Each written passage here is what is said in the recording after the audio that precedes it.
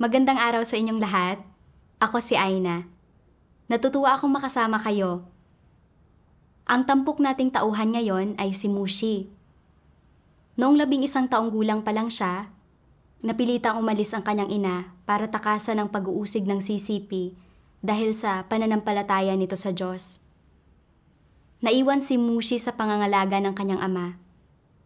Nang nasa hustong gulang na siya, ipinasya ni Mushi na tuparin ang tungkulin niya bilang anak at masuklian ang kabutihan ng kanyang ama. Pero, inaresto siya ng CCP dahil sa pananampalataya niya sa Diyos at sinentensyahan ng 2.5 taon ng pagkakakulong. Pagkalaya niya, nalaman niyang lumala ang rayuman ng kanyang ama. Gusto sana niyang manatili sa tabi ng kanyang ama para maalagaan ito ng maayos, pero dahil binabantayan siya ng mga pulis, hindi siya makakadalo sa mga pagtitipon o makagagampan ng tungkulin kung mananatili siya sa bahay. Gusto rin sana niyang lumipat ng lugar, pero hindi niya kayang iwan ang kanyang ama. Nakokonsensya siya at nakakaramdam ng pagkakautang. Paano hinarap ni Mushi ang sitwasyong ito? At paano niya dapat suklian ang kabutihan ng kanyang ama? Sama-sama nating alamin ang kanyang kwento. Noong 2019, inaresto ng CCP ang 18 taong gulang na si Mushi dahil sa pangangaral ng Ebanghelyo. Hinatulan siya ng 2.5 taong pagkakakulong at pinalaya noong Abril 2022. Lumabas siya sa istasyon ng tren at nakita niya ang kanyang ama na nakatayo sa gilid ng kalsada. Malungkot ito habang balisang nakatitig sa labasan. Labis na nasabik si Mushi dahil hindi niya nakita ang kanyang ama sa nakalipas na 3 taon. Habang nasa bilangguan, nalaman ni Mushi na lumubha ang rayuman ng kanyang ama at iniisip niya kung bumuti na ba ang kalusugan nito sa ngayon. Nang maisip ito, mabilis na naglakad si Mushi patungo sa kanyang ama. Habang papalapit siya, napansin niya na bahagyang kumuba ang likod ng tatay niya at ang mukha nito ay may bakas ng kalungkutan at katandaan. Bumugso ang kalungkutan sa puso ni Mushi at nakaramdam siya ng kirot sa ilong niya at tumalikod siya upang punasan ang luha niya. Nang makauwi sa bahay, habang nakikipag-usap siya sa tatay niya, nalaman niyang palagi itong nag-aalala sa kanya sa nakalipas na mga taon. Hindi makapaniwala ang kanyang ama nang matanggap nito ang abiso ng pag-aresto mula sa kagawaran ng pulisya noong taong iyon. At hindi rin ito matanggap ng kanyang ama. Inaresto at ikinulong ang 18 taong gulang niyang anak. At hindi niya alam kung paano papahirapan ng mga pulis ang anak niya. Ginugol niya ang kanyang mga araw sa sobrang pag-aalala na hindi siya makatulog o makakain ng maayos. Higit pa roon, nagdulot sa kanya ng pangmatagalang karamdaman ang mga taon ng mabigat na pagtatrabaho at lumubha ang rayuma sa kanyang mga binti. Bihira na siyang makagawa ng mabigat na gawain at paika-ika siya kapag matindi ang kirot. At natatakot siya na kung mamamatay siya ng mag-isa sa bahay, walang sino man ang makakaalam. Nakita ni Mushi na namumula ang mga mata ng kanyang ama na karaniwang malakas. At ikinuwento nito ang mga nangyari sa nakalipas na mga taon nang may boses na bahagyang nanginginig. Nakaramdam si Mushi ng matinding kirot sa kanyang puso at tumulo ang mga luha sa kanyang mukha. Naalala ni Mushi na noong siya ay 11 taong gulang, tinugis ng mga pulis ang kanyang ina dahil sa pananampalataya nito sa Diyos, kaya kinailangan nitong magtago. Ang kanyang ama ang mag-isang gumanap sa parehong papel ng ama at ina habang inaalagaan at pinapalaki siya. Hindi lang nagtrabaho bilang driver ng truck ang kanyang ama, pati ang pagsasaka ay ginawa rin niya. At pagkatapos ng mahabang araw ng mabigat na pagtatrabaho, wala na siyang oras para magpahinga dahil kailangan pa niyang alagaan ang kanyang anak. Kalaunan, Nang umalis ng bahay si Mushi upang gampanan ang mga tungkulin niya, madalas pumupunta ang mga pulis sa kanyang bahay upang tanungin ang kanyang ama tungkol sa kanyang kinaroroonan. At ang kanyang ama ang mag-isang humarap sa lahat ng ito. Tiniis nito ang malulupit na tingin at pag-aalipusta ng mga kamag-anak at kapitbahay habang palaging nag-aalala sa kaligtasan nilang mag-ina. Pagkatapos, naisip niya kung paanong araw-araw ay naiiwang mag-isa ang kanyang ama sa malamig at walang lamang bahay. Nagdurusa sa sakit nang walang sino man sa kanyang tabi na makakausap o mag-aalaga sa kanya. Nakaramdam si Mushi ng mas matinding pagkakautang sa kanyang ama at napuno siya ng pagkakonsensya. Iniisip niya na tumanda na siya, ngunit hindi man lang niya natulungan ang ama niya sa anumang hamon ng buhay at naging sanhi pa siya ng pag-aalala ng kanyang ama. Hindi ba't hindi siya naging mabuting anak?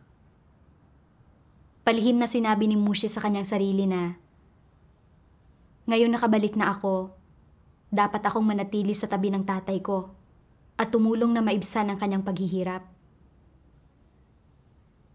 Sa mga sumunod na araw, nagsimulang magtrabaho si Mushi upang kumita ng pera at maingat na inasikaso ang mga pangangailangan ng kanyang ama. Hindi nagtagal, lumipas na ang kalahating taon, ngunit patuloy pa ring sinusubaybayan ng pulisya ang kinaroroonan ni Mushi. Hinahadlangan siyang mamuhay ng buhay iglesia at gampanan ang kanyang mga tungkulin na nagdulot sa kanya ng pakiramdam ng pagkahungkag at pagkabagabag. Isang araw, tinanong ng leader ng iglesia si Mushi kung handa ba siyang pumunta sa ibang lugar upang gampanan ang mga tungkulin niya. Labis na nasabik si Mushi dahil sa wakas ay makakapagtipon na sila ng kanyang mga kapatid, makakakain at makakainom ng mga salita ng Diyos, at magagampanan na niya ang tungkulin niya. Ibinahagi ni Mushi ang balitang ito sa kanyang ama. Ngunit, sa pagkagulat niya, biglang nabalisa ang kanyang ama at sinabi nito, paano mo hinahayaang makita ko na lang kayong pareho na umaalis ng paulit-ulit?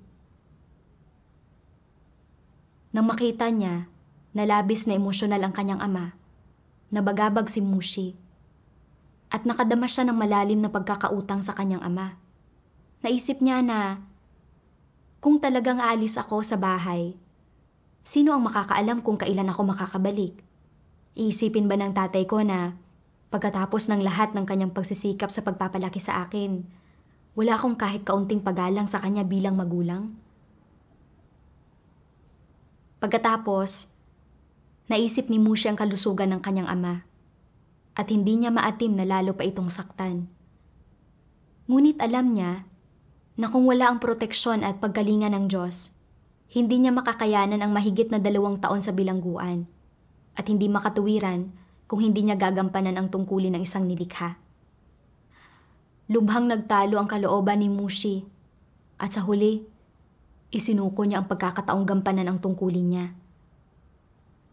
Sa sandaling magdesisyon siya ng ganito, labis na nakonsensya si Mushi, kaya agad siyang kumain at uminom ng mga salita ng Diyos upang hanapin ang mga layunin ng Diyos. Sa kanyang paghahanap, nagbasa si Mushi ng 2 sipi ng mga salita ng Diyos.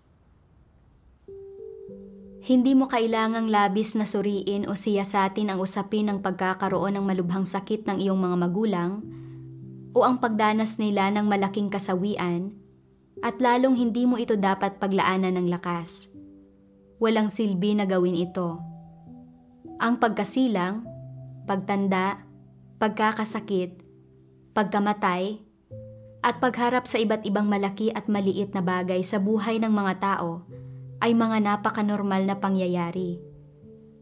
Kung nasa hustong gulang ka na, dapat kang magkaroon ng mature na paraan ng pag-iisip. At dapat mong harapin ang bagay na ito ng mahinahon at tama. May sakit ang mga magulang ko. Sinasabi ng ilang tao na iyon ay dahil masyado silang nangulila sa akin. Posible ba iyon? Totoong nangulila sila sa akin. Paanong hindi mangungulila ang isang tao sa sarili niyang anak? Nangulila rin ako sa kanila, kaya bakit hindi ako nagkasakit? May tao bang nagkakasakit dahil nangungulila siya sa kanyang mga anak? Hindi iyon ganoon. Kung gayon, ano ang nangyayari kapag nahaharap ang iyong mga magulang sa mahahalagang usaping ito? Masasabi lamang na pinamatnugutan ng Diyos ang ganitong uri ng bagay sa kanilang buhay. Ito ay pinamatnugutan ng kamay ng Diyos. Hindi ka maaaring tumuon sa mga objetibong dahilan at mga sanhi. Nakatakda talaga na mahaharap ang iyong mga magulang sa bagay na ito kapag umabot na sila sa ganitong edad. Nakatakda nang matatamaan sila ng sakit na ito. Naiwasan kaya nila ito kung nandoon ka? Kung hindi isinaayos ng Diyos na magkasakit sila bilang parte ng kanilang kapalaran, walang mangyayari sa kanila kahit na hindi ka nila nakasama. Kung nakatadhana silang maharap sa ganitong uri ng malaking kasawian sa kanilang buhay, ano ang maaaring naging epekto mo kung nandoon ka sa tabi nila? Hindi pa rin naman nila ito maiiwasan, hindi ba? Ang mga magulang mo ay nasa hustong gulang na. Makailang ulit na nilang naranasan ang ganito sa lipunan. Kung nagsasaayos ang Diyos ng isang kapaligiran upang alisin sa kanila ang bagay na ito, kung gayon, sa malaot madali, ito ay ganap na maglalaho. Kung ang bagay na ito ay isang pagsubok sa buhay para sa kanila, at dapat nilang maranasan ito, kung gayon, ang Diyos na ang bahala kung hanggang kailan nila ito dapat maranasan. Isa itong bagay na dapat nilang maranasan at hindi nila ito maiiwasan. Ano man ang gawin, isipin o planuhin mo, hindi mahalaga ang mga bagay na iyon. Ang mahalaga ay kung kaya mong unawain at tunay na paniwalaan na ang lahat ng nilikha ay nasa mga kamay ng Diyos. Taglay ng ilang magulang ang pagpapala at tadhanang makapagtamasa ng kaligayahan sa tahanan at ng saya ng isang malaki at masaganang pamilya. Kataas-taasang kapangyarihan ito ng Diyos at isa itong pagpapalang ibinibigay ng Diyos sa kanila. May ilang magulang na walang ganitong kapalaran. Hindi ito isinaayos ng Diyos para sa kanila. Hindi sila pinagpalang matamasa ang pagkakaroon ng isang masayang pamilya o matamasa ang pananatili ng kanilang mga anak sa piling nila. Pamamatnugot ito ng Diyos at hindi ito maipipilit ng mga tao. Isinaalang-alang ni Mushi ang mga salita ng Diyos at hindi niya napigilang malugmok sa malalim na pag-iisip. Sa tuwing naiisip niyang mag-isa lamang sa bahay ang kanyang ama sa loob ng mga taong iyon at na wala ni isa man ang naroon upang alagaan ang kanyang ama kapag mayroon itong sakit, napuno ng pakiramdam ng pagkakonsensya at pagkakautang ang kanyang puso. Nais lamang niyang alagaan ang kanyang ama at hayaan itong magtamasa ng kaunting ginhawa. Ngunit pagkatapos basahin ang mga salita ng Diyos, sa wakas ay naunawaan niya na ang pagdurusang dapat pagdaanan ng bawat tao sa buhay at ang lahat ng mga karamdaman at kalamidad na dumarating sa kanya ay itinakda ng Diyos at walang sino man ang makakapagbago noon.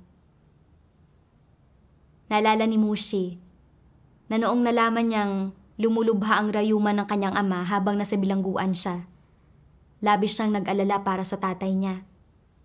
Natakot siya at naisip niya kung paano ba makakaraos ang kanyang ama kapag lalo pang lumubha ang kalagayan nito at walang sino mang mag-aalaga rito. Subalit nakakulong siya sa bilangguan at hindi niya magawang alagaan ito. At ang tanging magagawa niya noon ay magdasal pa sa Diyos at ipagkatiwala ang kanyang ama sa mga kamay ng Diyos. Matapos siyang makalaya mula sa bilangguan, nalaman niyang bagamat malubha ang kalagayan ng kanyang ama at walang sino mang nag-alaga rito, unti-unti namang bumuti ang rayuman nito. Napagtanto niya na ang kalagayan ng katawan ng isang tao at ang kanyang kaligtasan ay nakasalalay sa paunang pagtatakda at sa kataas-taasang kapangyarihan ng Diyos, at na ang pagpapasakop sa mga pamamatnugot at pagsasaayos ng Diyos at ang pagkakatiwala ng kanyang ama sa Diyos ang makatwirang bagay na dapat gawin. Nang mapagtanto ito, mas labis na napanatag ang puso ni Mushi at hindi na siya labis na nag-aalala o nababalisa. Nais ni Mushi na pumunta sa ibang lugar upang gampanan ang mga tungkulin niya. Ngunit sa tuwing nakikita niya ang kanyang ama na pagod matapos ang mahabang araw ng pagtatrabaho at naaalala niyang mataas din ang presyon nito at buong araw na nakakaranas ng pagkahilo, muling nakadama si Mushi ng pag-aalinlangan. Naisip niya, labis na naghirap ang tatay ko upang alagaan ako. Dapat ba akong manatili sa bahay at alagaan siya ng mas matagal pa? Ngunit kung gagawin niya iyon, mangangahulugang hindi niya magagampanan ang kanyang tungkulin at nakonsensya siya tungkol doon. Madalas na ipinagdarasal ni Mushi ang mga bagay na ito sa Diyos at hinihiling niya sa Diyos na bigyan siya ng determinasyon upang isagawa ang katotohanan. Kalaunan, nabasa ni Mushi ang isang sipi ng mga salita ng Diyos na nagbigay sa kanya ng tamang landas ng pagsasagawa na dapat niyang sundin sa kanyang magiging mga desisyon. Sabi ng makapangyarihang Diyos, ang pagpapakita ba ng pagiging mabuting anak sa mga magulang ang katotohanan? Hindi. Ang pagiging mabuting anak sa mga magulang ay isang tama at positibong bagay. Ngunit bakit natin sinasabing hindi ito ang katotohanan? Dahil ang mga tao ay hindi nagpapakita ng pagiging mabuting anak sa mga magulang ng may mga prinsipyo at hindi nila nakikilatis kung anong uri talaga ng tao ang kanilang mga magulang. Ang paraan kung paano dapat tratuhin ng isang tao ang kanyang mga magulang ay nauugnay sa katotohanan. Kung naniniwala ang iyong mga magulang sa Diyos, at tinatrato ka ng mabuti, dapat ka bang maging mabuting anak sa kanila? Oo. Paano ka naging mabuting anak? Iba ang pakikitungo mo sa kanila sa pakikitungo mo sa mga kapatid. Ginagawa mo ang lahat ng sinasabi nila at kung matatanda na sila, kinakailangang manatili ka sa tabi nila upang alagaan sila na pumipigil sa iyo na lumabas upang gampanan ang iyong tungkulin. Tama bang gawin ito? Hindi. Ano ang dapat mong gawin sa gayong mga pagkakataon? Depende ito sa mga pangyayari.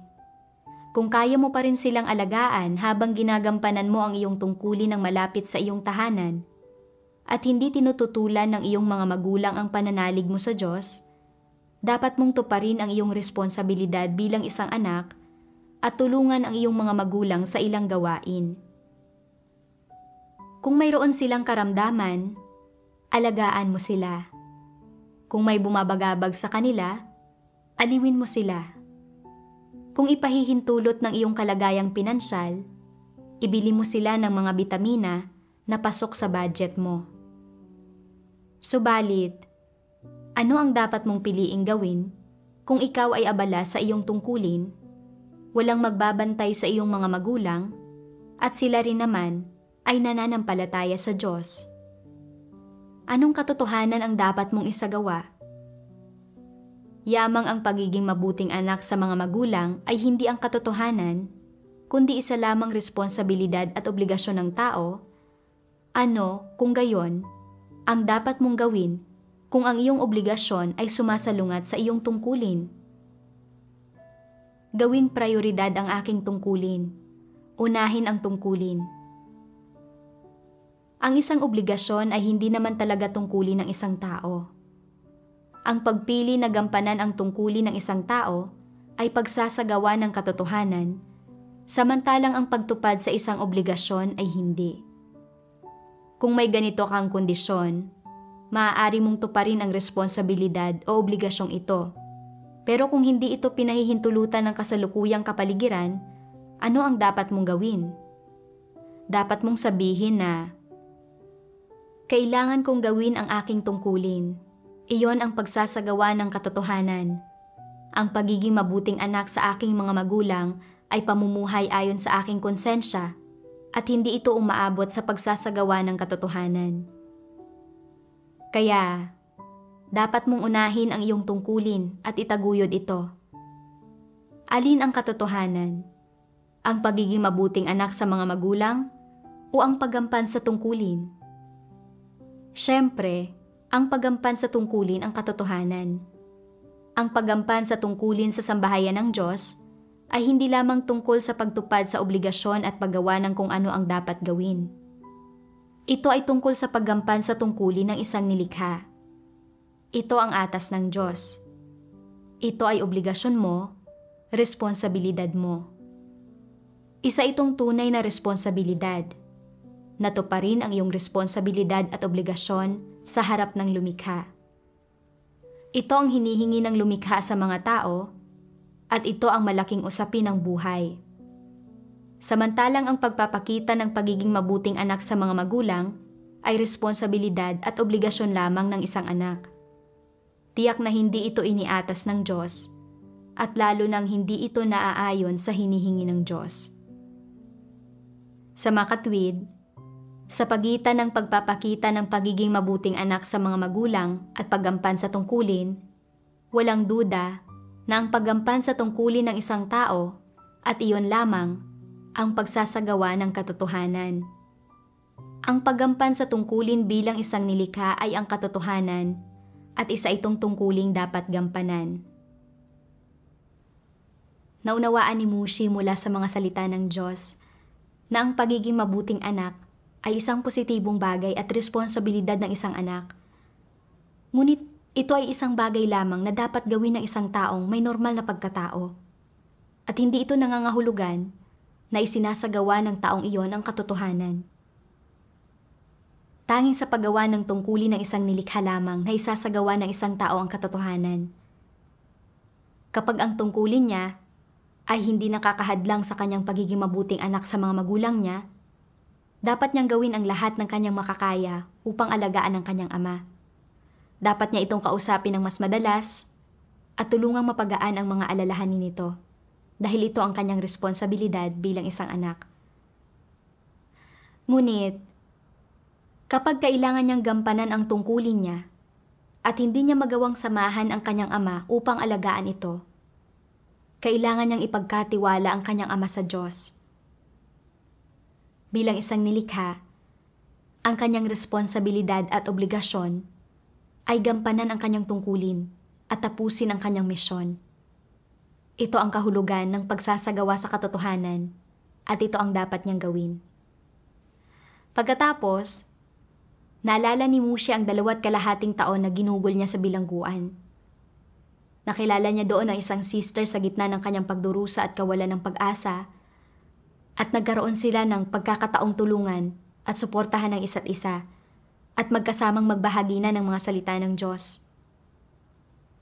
Unti-unti siyang nakaraos sa pamamagitan ng kaliwanagan at patnubay ng mga salita ng Diyos.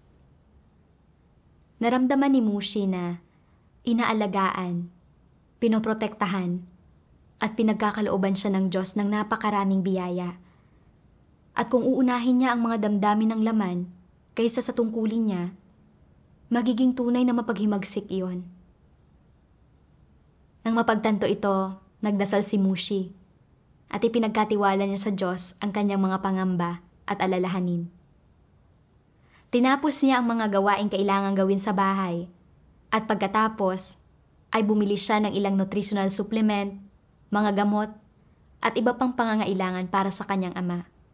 Pagkatapos niyon, nakipag-usap si Mushi sa kanyang ama at nagpunta sa ibang lugar upang gampanan ang kanyang tungkulin. Kalaunan, narinig ni Mushi ang mga patotoong batay sa karanasan ng kanyang mga kapatid tungkol sa pagtrato sa mga magulang at ito ang nagbunsod sa kanya upang magnilay.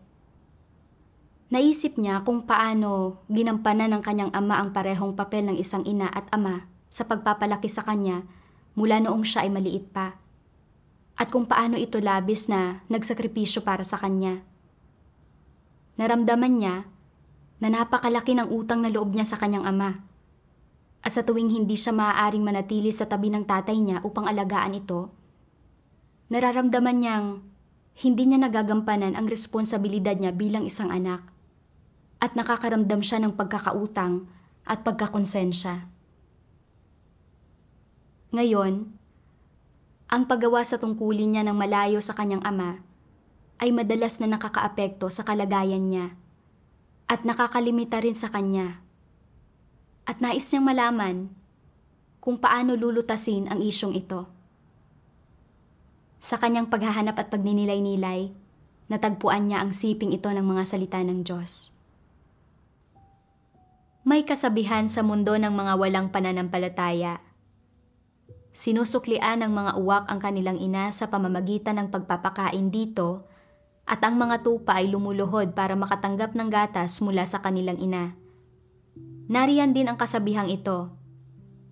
Ang isang taong suwail sa magulang ay mas mababa pa kaysa sa hayop. Napakaganda pakinggan ng mga kasabihang ito. Sa totoo lang, ang penomena na binabanggit ng unang kasabihang sinusuklian ng mga uwak ang kanilang ina sa pamamagitan ng pagpapakain dito at ang mga tupa ay lumuluhod para makatanggap ng gatas mula sa kanilang ina ay talagang umiiral at ang mga ito ay katunayan. Gayunpaman, ang mga ito ay penomena lamang sa loob ng mundo ng hayop.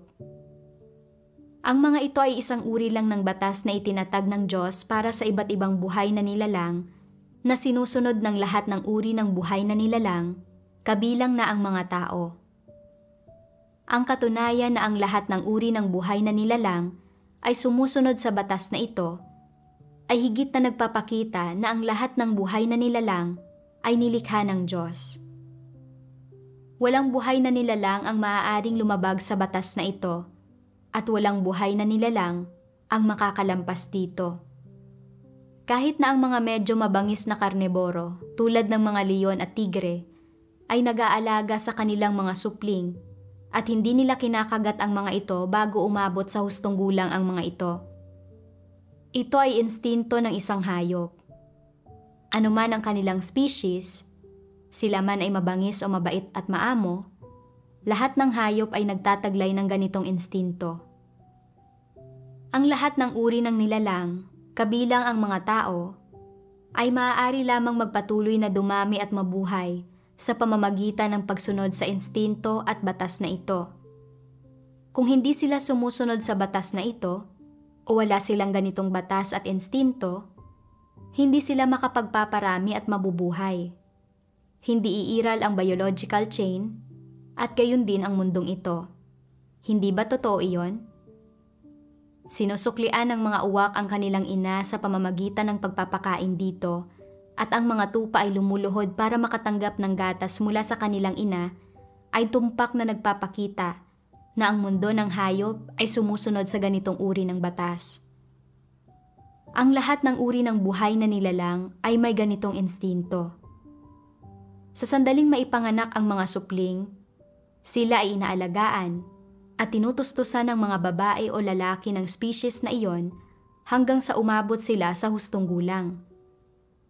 Kayang gampanan ng lahat ng uri ng buhay na nilalang ang kanilang mga responsibilidad at obligasyon sa kanilang mga supling, matapat at masigasig na pinapalaki ang susunod na henerasyon. Mas lalong totoo ito pagdating sa mga tao. Ang mga tao ay tinatawag ng sangkatauhan bilang mas matataas na antas ng hayop. Kung hindi nila masusunod ang batas na ito at wala sila ng instintong ito, kung gayon, ang mga tao ay mas mababa kaysa sa mga hayop, hindi ba? Sa makatwid, gaano ka man tinutustusan ng iyong mga magulang habang pinapalaki ka nila at gaano man nila ginagampanan ang kanilang responsibilidad sa iyo, ginagawa lang nila ang dapat nilang gawin sa loob ng saklaw ng mga kakayahan ng isang nilikhang tao. Instinto nila ito. Mayroon ding ilang espesyal na hayop, tulad ng mga tigre at leon. Kapag nasa hustong gulang na ang mga hayop na ito, iniiwan nila ang kanilang mga magulang, at ang ilang lalaki ay nagiging magkaribal pa nga, nangangagat, nakikipaglaban, at nakikipagtunggali kung kinakailangan. Normal lang ito. Ito ay isang batas. Hindi sila dinidiktahan ng kanilang mga damdamin at hindi sila namumuhay ayon sa kanilang mga damdamin gaya ng mga tao. Nagsasabing, kailangan kong suklian ang kabutihan nila. Kailangan kong bumawi sa kanila. Kailangan kong sundin ang aking mga magulang. Kung hindi ako magiging mabuting anak sa kanila, kukundinahin, kagagalitan ako ng ibang tao at pupunahin nila ako habang nakatalikod ako. Hindi ko kakayanin iyon. Ang gayong mga bagay ay hindi sinasabi sa mundo ng hayop. Bakit sinasabi ng mga tao ang gayong mga bagay? Dahil sa lipunan at sa loob ng mga grupo ng mga tao, mayroong iba't ibang maling ideya at napagkasundo ang opinyon.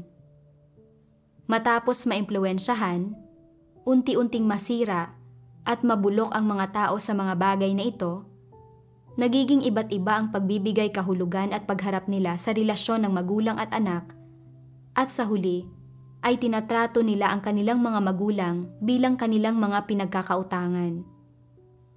Mga pinagkakautangan na hindi nila mababayaran sa buong buhay nila. Mayroon pang ang mga taong nakukonsensya sa buong buhay nila pagkatapos mamatay ang kanilang mga magulang, at iniisip nila na hindi sila karapat-dapat sa kabutihan ng kanilang mga magulang dahil sa isang bagay na ginawa nila na hindi nakapagpasaya sa kanilang mga magulang o hindi naaayon sa kagustuhan ng mga ito. Sabihin mo sa akin, hindi ba't kalabisan ito? Ang mga tao ay namumuhay sa gitna ng kanilang mga damdamin, kaya maaari lamang silang maapektuhan at mabagabag ng iba't ibang ideyang nagmumula sa mga damdaming ito. Ang mga tao ay namumuhay sa isang kapaligirang kinukulayan ng ideolohiya ng tiwaling sangkatauhan, kaya't naaapektuhan at nagugulo sila ng iba't ibang nakalilinlang na ideya na ginagawang nakakapagod at hindi gaanong simple ang kanilang buhay kumpara sa mga ibang buhay na nilalang.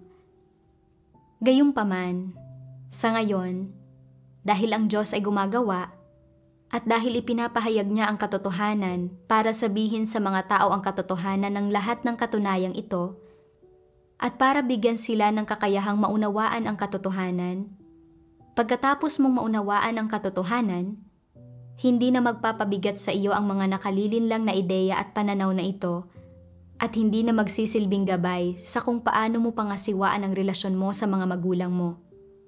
Sa puntong ito, magiging mas matiwasay ang buhay mo. Pinag-isipan ni Mushi ang mga salita ng Diyos at nakadama siya ng kaliwanagan. Lumalabas na lahat ng uri ng nilalang ay may kakayahang maingat na alagaan at responsableng palakihin ang kanilang mga supling. Ito ay isang prinsipyo at batas na itinakda ng Diyos para sa lahat ng nilalang na may buhay. At isa itong likas na gawing ipinagkaloob ng Diyos sa kanila. Tulad ng mababangis na tigre at leon, kapag ang kanilang mga supling ay musmus pa at hindi pa kayang mamuhay ng mag-isa, maingat nilang inaalagaan at pinoprotektahan ang mga ito. Hinahanapan ng pagkain at ginagawa ang kanilang makakaya upang magbigay ng ligtas at komportabling kapaligiran para sa paglaki ng mga ito. Kung hindi nila susundin ang prinsipyong ito sa pananatiling buhay, at hindi nila aalagaan at papalakihin ang kanilang mga supling pagkatapos nilang manganak, hindi mabubuhay ang susunod nilang henerasyon at masisira ang pagpapatuloy ng bagong buhay sa buong kaharian ng mga hayop. Ganoon din ang mga tao. Bago matutong mabuhay ng mag-isa ang kanilang mga anak, buong puso silang pinapalaki at inaalagaan ng kanilang mga magulang. Dumadanas pa nga sila ng matinding paghihirap upang magawa ito. Ngunit tinutupad lamang nila ang kanilang responsibilidad at obligasyon bilang mga magulang. At sinusunod lamang nila ang mga prinsipyo sa pananatiling buhay na itinakda ng Diyos para sa lahat ng may buhay, at hindi ito maituturing na kabutihan. Naisip din ni Mushi kung paanong, habang lumalaki ang mga bata, itinatanim ng mga paaralan at pamilya ang pananaw na ang isang taong walang galang sa magulang ay mas mababa pa kaysa sa hayop. Ipinapahiwatig nito na kung nagagawa ng mga hayop na suklian ang kanilang mga magulang kapag lumaki na ang mga ito, tiyak na lalong mas dapat maging magalang ang isang tao sa kanyang magulang at suklian nito ang kanilang biyaya ng pag-aaruga. Kung hindi ito magawa ng isang tao, nangangahulugang wala itong pagkatao at walang anumang pagpapahalaga sa damdamin ng tao. Dahil naturuan siya sa ganitong paraan simula pagkabata, palaging itinuturing ni Mushi na isang kabutihang loob sa kanya ang responsibilidad at obligasyon ng kanyang ama sa pagpapalaki sa kanya. At tinrato niya ang tatay niya na para bang ito ay pinagkakautangan niya. Sa tuwing naiisip niya na hindi niya masuklian ang biyaya ng pag-aaruga ng kanyang ama, nakakaramdam siya ng pagkakonsensya at panunumbat sa kanyang puso. Nararamdaman niya na wala siyang konsensya. Bagamat alam niyang ang kanyang tungkulin ay ang responsibilidad na dapat niyang tapusin bilang isang nilikha, nanatili siyang nakagapos at nalilimitahan ng mga nakalilin lang na pananaw at natagpuan niya ang sarili niyang handang isantabi ang pagkakataong gampanan ang kanyang tungkulin at hangarin ang katotohanan. Sa ganitong paraan, naghihimagsik siya laban sa Diyos at ipinagkakanulo niya ang Diyos. Nakita ni Mushi kung gaano kadesperado ang kawalan ng tamang pananaw sa mga bagay-bagay. Hindi niya ganap na matukoy kung alin ang positibo at kung alin ang negatibo. Napagtanto ni Mushi na ang buhay niya ay kaloob ng Diyos. At kung wala ang paunang pagtatakda at kataas-taasang kapangyarihan ng Diyos, wala sana siya sa mundong ito. Lalong hindi siya lalaki ng ligtas. At bahagi pa rin ng kataas-taasang kapangyarihan at pagsasaayos ng Diyos ang katunayang ipinanganak siya sa kanyang pamilya na may taos-pusong pangangalaga ng kanyang ama. Sa halip na makaramdam ng pagkakautang sa sinumang tao, dapat siyang magpasalamat sa biyaya ng Diyos. Nang mapagtanto ito, nagdasal si Mushi sa Diyos. Diyos ko, iginapos ako ng mga nakalilin lang na tradisyonal na ideya sa loob ng maraming taon. At palagi kong itinuturing na kabaitan ang mga responsibilidad ng aking ama. Dahil dito, naramdaman kong nalilimitahan at nasusumbatan ako kapag hindi ko siya magawang alagaan at nabaliwala ko ang tungkulin ko. Diyos ko, ayaw ko na maghimagsik laban sa iyo. Nais kong magsisi sa iyo.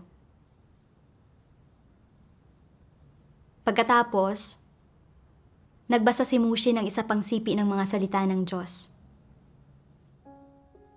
Una sa lahat, pinipili ng karamihan sa mga tao na umalis ng bahay para gampanan ang kanilang mga tungkulin dahil parte ito ng pangkalahatang mga objektibong sitwasyon kung saan kakailanganin nilang iwan ang kanilang mga magulang. Hindi sila maaaring manatili sa tabi ng kanilang mga magulang para alagaan at samahan ang mga ito. Hindi naman sa kusang loob nilang iiwan ang kanilang mga magulang. Ito ang objektibong dahilan. Sa isa pang banda, ayon sa pansariling pananaw, umaalis ka para gampanan ang iyong mga tungkulin, hindi dahil sa gusto mong iwan ang iyong mga magulang at takasan ang iyong mga responsibilidad, kundi dahil sa misyon ng Diyos. Upang makipagtulungan sa gawain ng Diyos, tanggapin mo ang kanyang misyon at gampanan ang mga tungkulin ng isang nilikha. Wala kang pagpipilian kundi ang iwan ang iyong mga magulang. Hindi ka maaaring manatili sa kanilang tabi para samahan at alagaan sila. Hindi mo sila iniwan para makaiwas sa mga responsibilidad, hindi ba? Ang pag-iwan sa kanila para makaiwas sa iyong mga responsibilidad at ang pangangailangang iwan sila para tugunan ang misyon ng Diyos at gampanan ang iyong mga tungkulin, hindi ba't magkaiba ang kalikasan ng mga ito? Sa puso mo, mayroon kang emosyonal na koneksyon at mga saloobin para sa iyong mga magulang. Hindi walang kabuluhan ang iyong mga damdamin. Kung pahihintulutan ng mga objektibong sitwasyon at nagagawa mong manatili sa kanilang tabi habang ginagampanan din ang iyong mga tungkulin, Kung gayon, kusang loob kang mananatili sa kanilang tabi, regular silang aalagaan, at tutuparin ang iyong mga responsibilidad. Subalit dahil sa mga objektibong sitwasyon, dapat mo silang iwan. Hindi ka maaaring manatili sa tabi nila. Hindi naman sa ayaw mong tuparin ang iyong mga responsibilidad bilang kanilang anak, kundi dahil hindi mo ito maaaring gawin. Hindi ba't iba ang kalikasan nito? Kung iniwan mo ang tahanan para iwasan ang pagiging mabuting anak at pagtupad sa iyong mga responsibilidad, iyon ay pagiging suwail na anak at kawalan ng pagkatao. Pinalaki ka ng iyong mga magulang, pero hindi ka makapaghintay na ibuka ang iyong mga pakpak at agad na umalis ng mag-isa. Ayaw mong makita ang iyong mga magulang at wala kang pakialam kapag nabalitaan mo ang pagdanas nila ng ilang paghihirap. Kahit na may kakayahan kang tumulong, hindi mo ginagawa. Nagpapanggap ka lang na walang narinig at hinahayaan ang iba na sabihin ang kung ano-anong gusto nila tungkol sa iyo. Sadyang ayaw mo lang tuparin ang iyong mga responsibilidad. Ito ay pagiging suwail na anak. Ngunit ganito pa ba ang nangyayari ngayon? Maraming tao ang umalis na sa kanilang bayan, lungsod, probinsya, o maging sa kanilang bansa para magampanan ang kanilang mga tungkulin. Malayo na sila sa kanilang lugar na kinalakhan. Dagdag pa rito, hindi madali para sa kanila na makipag-ugnayan sa kanilang pamilya sa iba't ibang kadahilanan. Paminsan-minsan, tinatanong nila ang tungkol sa kasalukuyang sitwasyon ng kanilang mga magulang mula sa mga taong galing sa parehong lugar na kinalakhan nila, at nakakahinga sila ng maluwag kapag nababalitaan nilang malusog pa rin ang kanilang mga magulang at maayos pa rin na nakakaraos. Sa katunayan, hindi ka suwail na anak. Hindi ka pa umabot sa punto ng pagiging walang pagkatao kung saan niayaw mo nang alalahanin ang iyong mga magulang o tuparin ang iyong mga responsibilidad sa kanila. Dahil sa iba't ibang objektibong dahilan, kaya mo kinakailangang gawin ang ganitong pasya, kaya hindi ka suwail na anak. Kaya, sa kabuuan, mayroong kamalayan ang mga tao sa kanilang konsensya tungkol sa mga responsibilidad na tinutupad nila sa kanilang mga magulang. Ano man ang saloobin sa mga magulang ang hatid ng kamalayang ito. Ito man ay pag-aalala o pagpapasyang pumaroon sa kanilang tabi, sa alinmang paraan, hindi dapat makonsensya o magkaroon ng mabigat na pasanin sa konsensya ang mga tao dahil sa hindi nila matupad ang kanilang mga responsibilidad sa kanilang mga magulang sapagkat apektado sila ng mga objektibong sitwasyon. Ang mga isyong ito at ang iba pang katulad nito ay hindi dapat maging problema sa buhay pananampalataya sa Diyos ng mga tao. Ang mga ito ay dapat bitiwan. Pagdating sa mga paksang ito na nauugnay sa pagtupad sa mga responsibilidad ng isang tao sa mga magulang, dapat magkaroon ang mga tao nitong mga tumpak na pagkaunawa at hindi na dapat makaramdam ng pagpipigil. Mula sa mga salita ng Diyos, naunawaan ni Mushi na ang hindi niya pananatili sa bahay upang alagaan ang kanyang ama ay hindi kawalan ng galang sa magulang dahil hindi naman ito nangangahulugang ayaw niyang tuparin ang mga responsibilidad niyang alagaan at manatili kasama ang kanyang ama, kundi dahil sa pag-uusig at pag-aresto ng CCP, kaya napilitan siyang lumayo sa kanyang pamilya. Dagdag pa rito, bilang isang nilikha, kailangan niyang gampanan ang kanyang tungkulin at tuparin ang kanyang mga responsibilidad at obligasyon bilang isang nilikha. Naisip ni Mushi ang mga banal sa buong mga kapanahunan, na iniwan ang kanilang mga magulang at pamilya para maglakbay, magpakalat at magtrabaho upang magpatotoo sa at mangaral ng Ebanghelyo ng Panginoong Hesus, na sa huli ay nagpahintulot sa kanilang ipakalat ang Ebanghelyo ng Panginoong Hesus sa lahat ng sulok ng mundo na naging sanhi upang matanggap ng mga tao ang pagliligtas ng Panginoon. Ang kanilang mga sakripisyo at pagugol ay mga kilos ng kabutihan at ito rin ang pinakamakatwirang layunin. Ngayon ay isang mahalagang panahon upang ipalaganap ang ebanghelyo ng kaharian. At maraming tao ang nag-aasam sa pagpapakita ng Diyos na namumuhay sa kadiliman at hindi pa naririnig ang tinig ng Diyos. At alam ni Mushi na kailangan niyang mag-ambag sa gawain ng pagpapalaganap ng ebanghelyo. Nang mapagtanto ito, nakaramdam si Mushi ng higit na kalayaan at kapanatagan. Hindi na siya namumuhay na may pakiramdam ng pagkakautang sa kanyang ama at mas lalo niyang inialay ang kanyang puso sa kanyang tungkulin. Hanggang dito na muna ang karanasan ng sister. Sana ay may naibahagi itong tulong sa inyo. Maraming salamat sa panonood.